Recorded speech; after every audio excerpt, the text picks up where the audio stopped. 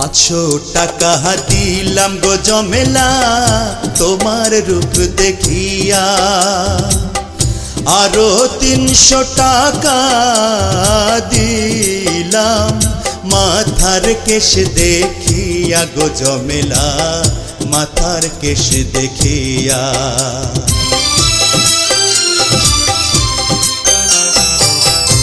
এমনি কইরা বইলেন না গো আমি লাজে মরি, টাকা করি চলে যাবে রইবে আপনার স্মৃতি গো সাহেব, রইবে আপনার স্মৃতি।